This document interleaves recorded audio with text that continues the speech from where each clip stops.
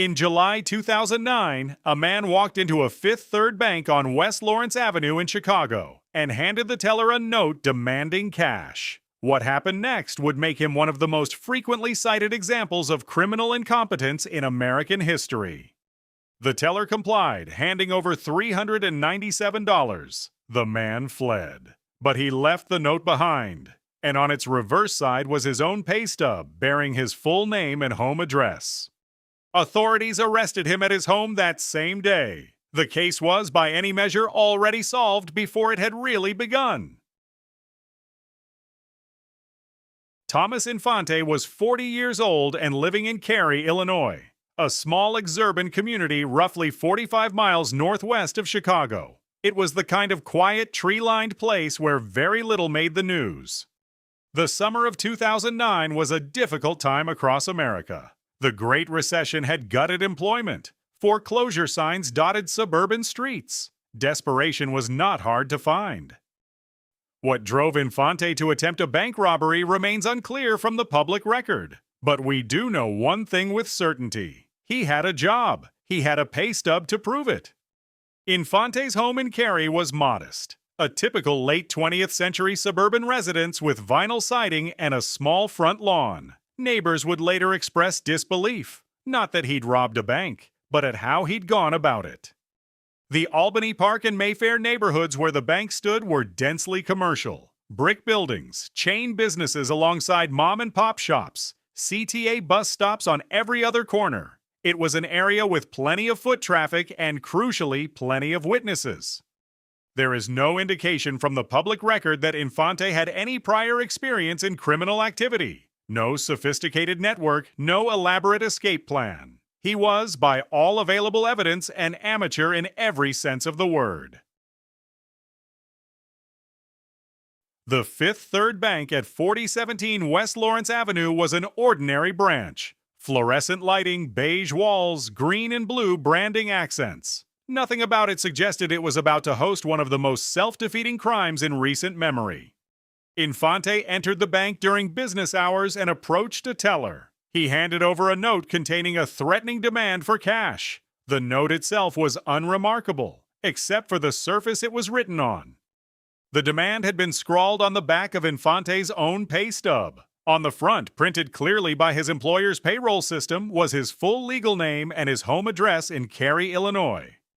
The teller handed over the cash. According to the criminal complaint filed afterward, the total amount was $397. Infante then fled the bank. In his haste, he left the demand note on the counter. And it gets worse.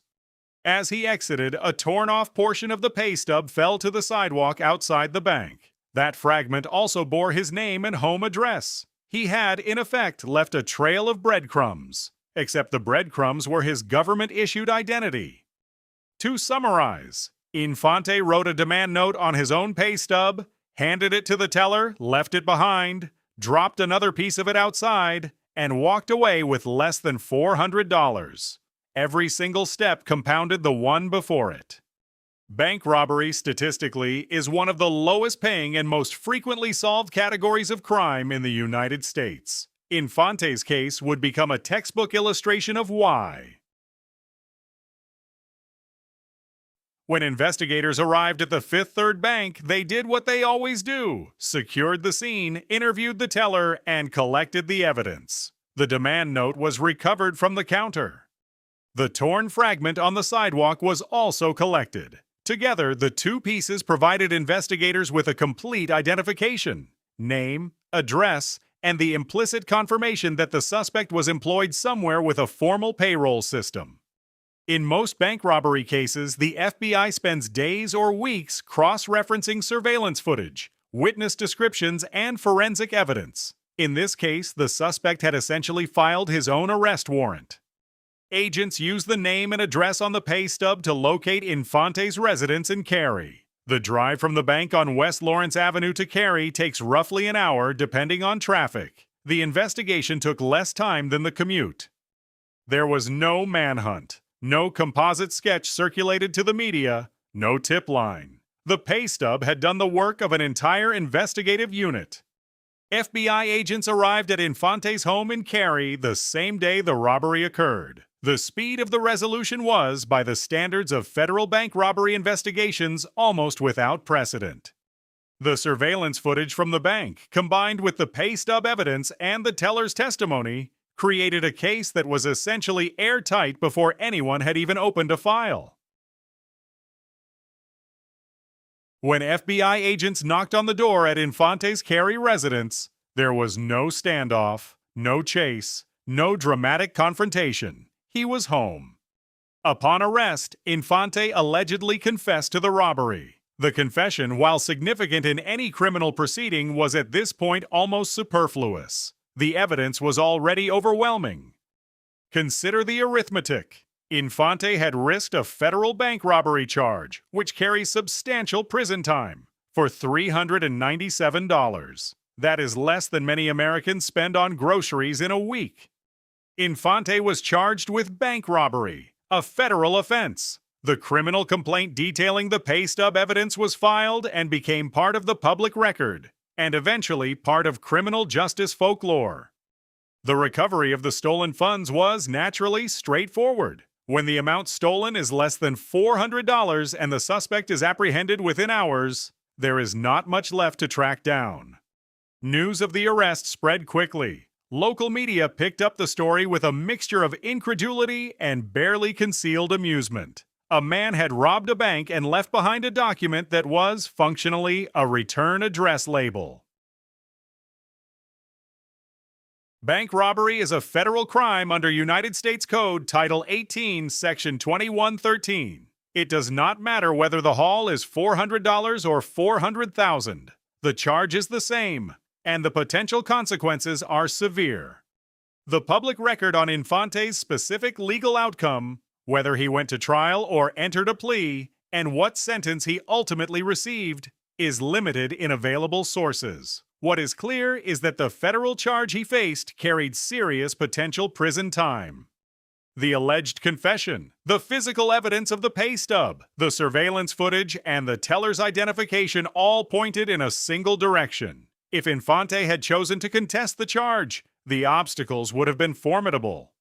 What makes this case unusual is not the crime itself. Bank robberies happen with regularity in American cities. It is the sheer economy of the investigation. There was nothing to solve. The suspect had provided the answer key. For the teller who was handed the threatening note, the experience was undoubtedly distressing. Bank employees who face robbery demands often report lasting anxiety, regardless of the perpetrator's competence. The absurdity of Infante's method does not diminish that reality. Federal bank robbery convictions in the United States typically result in years of imprisonment. Whatever Infante's final sentence, the cost of that afternoon's decision far exceeded $397. Remarkably, Thomas Infante is not the only person to have committed this exact mistake. The pay stub bank robber has become a recurring archetype in American criminal justice, a genre of failure unto itself. In November 2022, Dennis Wayne Price Jr., age 43, of Fayetteville, North Carolina, attempted to rob a bank in Robeson County using a demand note written on the back of a pay stub that still bore his name on the front. The pattern repeated itself with almost eerie precision. In March 2023, Colin Carl Love Jr. and Laurenti Hill were charged in Metro Detroit for multiple bank robberies. One of those robberies was identified because the demand note had been written on a paycheck stub. The lesson, it seems, has not been widely learned. There's a simple thread running through all these cases. The robber reached for whatever paper was closest, without thinking about what was printed on the other side. And the nearest scrap happened to be a pay stub, a document built to carry the one thing a robber can least afford to hand over, their own name. The Infante case has circulated widely online, occasionally misattributed to other names, a testament to how the story itself has become larger than the individual. It endures because it captures something essential about the gap between criminal intention and criminal competence. Thomas Infante walked into a bank with a plan and walked out with $397 and a federal charge. The only thing he forgot to leave behind was his Social Security number. A new case drops every day. Subscribe so you never miss one.